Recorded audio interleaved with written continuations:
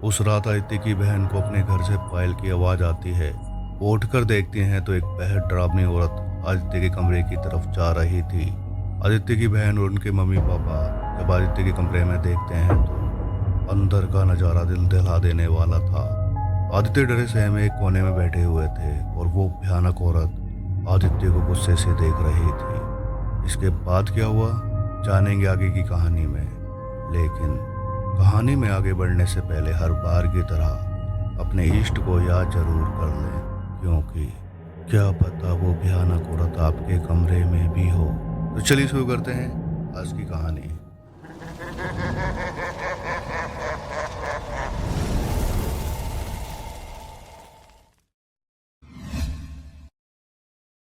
नमस्ते जी, welcome to my YouTube channel Demon Soul Fitness and vlogs. और मैं हूँ डीमन। नफरत और जलन इंसान को इतना अंधा कर देती है कि सही क्या है और गलत क्या है इसका फ़र्क ही ख़त्म हो जाता है।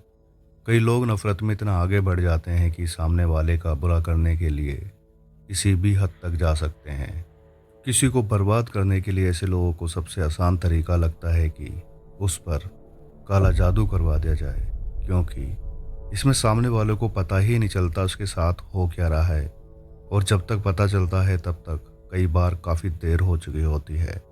काला जादू ये शब्द अपने आप में ही काफ़ी ज़्यादा खौफनाक लगता है, और जब हम इसका नाम सुनते हैं तो दिल में खौफ आ जाता है। काला जादू जिस इंसान पर किया जाता है वो इंसान अपनी समझ और अक्ल खो देता है, और कई बार उसकी हरकतें इतनी डरावनी होती हैं कि घर वाले चाह कर भी कुछ नहीं कर पाते हैं। ऐसे इंसान की क्या हालत होती है जानेंगे आगे की कहानी में।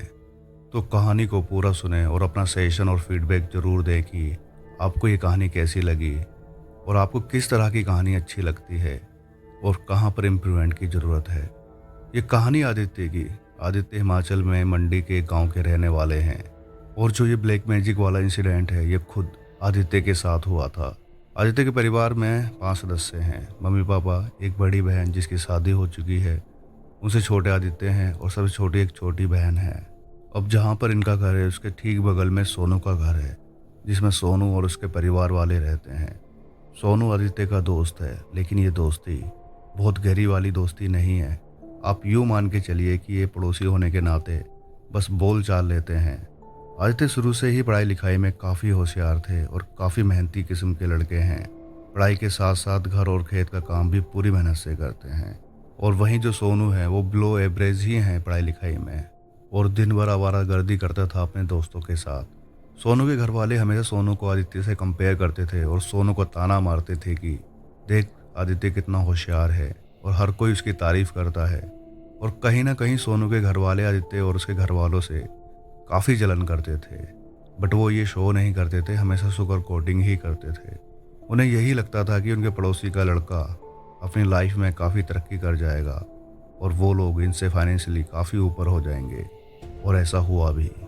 आदित्य गवर्नमेंट जॉब की तैयारी कर रहे थे और उसके लिए काफ़ी मेहनत भी कर रहे थे, और फाइनली उनका गवर्नमेंट जॉब में सिलेक्शन भी हो गया था। ये सुनकर तो सोनू के घर वालों की आदित्य के लिए नफरत कई गुना बढ़ गई, जैसे कि चिंगारी पर किसी ने पेट्रोल डाल दिया हो, और वो चिंगारी अब भयानक आग में बदल गई है। यही काम आदित्य के गवर्नमेंट जॉब में सिलेक्शन होने पर सोनू के घर वालों के दिलों में पनप रही नफरत के लिए हुआ।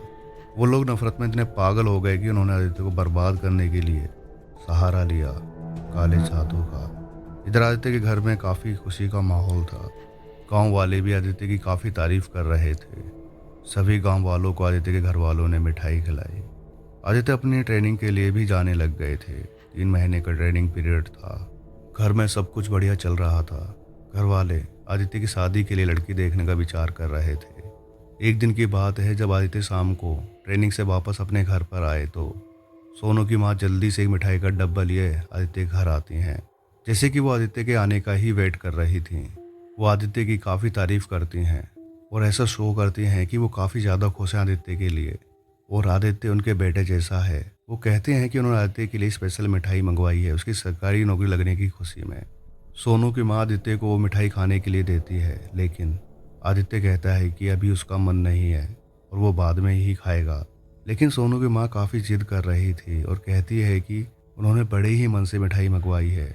वो काफ़ी फोर्स कर रही थी कि आदित्य ये मिठाई खा ले। शायद वो अपनी पूरी तसल्ली करना चाहती थी कि आदित्य उनके सामने ही ये मिठाई खा ले। आदित्य के घर वालों को ये सब थोड़ा अजीब तो लगा कि ये इतना ज़्यादा फोर्स क्यों कर रही है। इवन आदित्य की छोटी बहन ने अपनी माँ को बोला भी कि आंटी थोड़ा सा अजीब बिहेव नहीं कर रही हैं। काफ़ी फोर्स करने पर आदित्य थोड़ी सी मिठाई खा लेते हैं। सोनू की माँ ने अपने हाथ से ही मिठाई खिलाई थी। मिठाई खिलाने के बाद सोनू की माँ के चेहरे पर एक अलग ही तरह की मुस्कान और सेटिस्फेक्शन था। अब यहाँ पर जो आदित्य ने किया उसे देखकर तो आदित्य के घर वाले भी हैरान हो गए। आदित्य ने मिठाई के 2 पीस और उठाए और जल्दी से खा गया, जैसे कि उसको मिठाई काफ़ी पसंद आई हो। अभी थोड़ी देर पहले ही तो वो मना कर रहा था और अब खुद से ही मिठाई खाने लगा। सोनू की माँ हंसते हुए कहती हैं कि तेरे लिए ही लाई हूँ, सारी खा लेना। मिठाई का डब्बा आदित्य को देकर सोनू की माँ वहाँ से चली जाती है।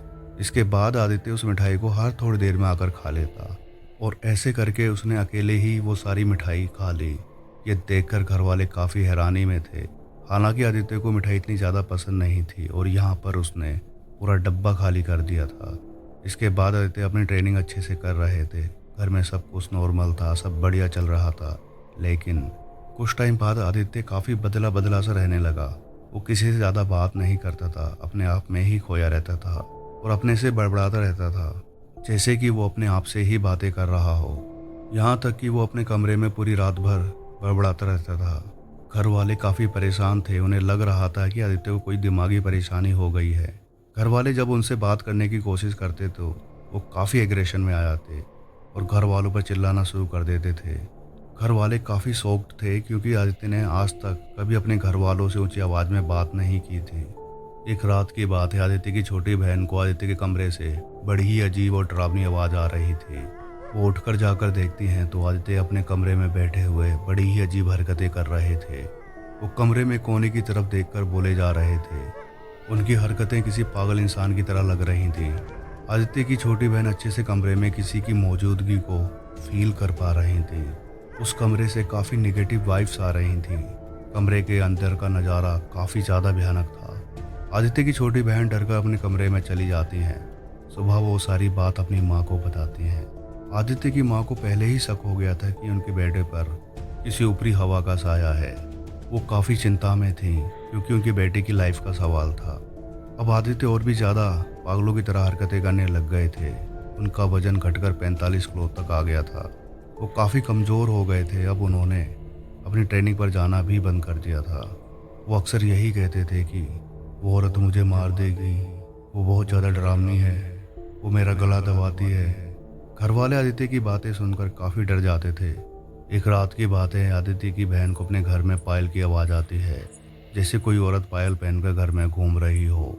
आदित्य की बहन उठकर देखती हैं तो जो उन्होंने देखा उसे देखकर वो डर से कांप जाती हैं। उन्होंने देखा कि एक औरत जो दिखने में काफ़ी डरावनी है, उसने साड़ी पहनी हुई है और वो औरत आदित्य के कमरे की तरफ जा रही थी। आदित्य की बहन डरते हुए ये सब देख रही थी। वो देखती हैं कि वो भयानक औरत आदित्य के कमरे के अंदर चली गई है। आदित्य की बहन जल्दी से अपनी माँ के पास जाती हैं तो देखती हैं कि उनके मम्मी पापा भी छुपकर आदित्य के कमरे की तरफ देख रहे थे। मतलब कि उन्होंने भी उस औरत को देखा था। अब ये लोग पूरी तरह से कंफर्म हो गए थे कि पक्का आदित्य पर ऊपरी साया है। ये लोग आदित्य के कमरे की तरफ जाते हैं और चुपके से अंदर देखते हैं। अंदर आदित्य डरे हुए कोने में बैठे हुए थे और वो औरत आदित्य को गुस्से से देख रही थी। फिर अचानक उस औरत ने अपना हाथ आदित्य की तरफ बढ़ाया और उस औरत का हाथ लंबा होता जा रहा था। उसने अपना हाथ आदित्य के सर पर रखा और कुछ मंत्र पढ़ने लगी। आदित्य डर से एक दर्द भरी आवाज में रो रहे थे। ये सब देखकर आदित्य की बहन की चीख निकल जाती है। चीख की आवाज़ सुनकर वो औरत अचानक धुएं की तरह गायब हो गई। ये लोग जल्दी से आदित्य के पास जाते हैं और उसे संभालते हैं। आदित्य रोते हुए बोल रहे थे कि वो औरत मुझे मार डालेगी। आदित्य अपनी कमर पर जख्म के निशान दिखाते हैं और कहते हैं कि वो औरत उनका खून पीती है। घर वाले ये सब देखकर बहुत ज़्यादा घबरा जाते हैं। अगले दिन से ये लोग किसी बाबा या तांत्रिक की तलाश करने लगते हैं। आदित्य की बड़ी बहन को जब ये सारी बात पता लगती है तो वो अपने घर वालों को बताती हैं कि उनके ससुर के जानने में एक बाबा जी हैं और वो काफ़ी सिद्ध बाबा हैं। आदित्य को वहाँ ज़रूर दिखाओ। आदित्य के घर वाले पूरी तैयारी कर लेते हैं वहाँ जाने की, लेकिन वहाँ जाना इनके लिए इतना आसान नहीं था। रास्ते में आदित्य कार से बाहर कूदने की कोशिश कर रहे थे। 2 बार तो उनकी गाड़ी पंक्चर हो गई थी। जैसे कि वो शक्ति चाहती ही नहीं थी कि आदित्य उन बाबा के पास पहुंच सके। आदित्य के पापा और जीजा ने उनको बड़ी मुश्किल से संभाला हुआ था। ये लोग किसी तरह उन बाबा के पास पहुंचते हैं।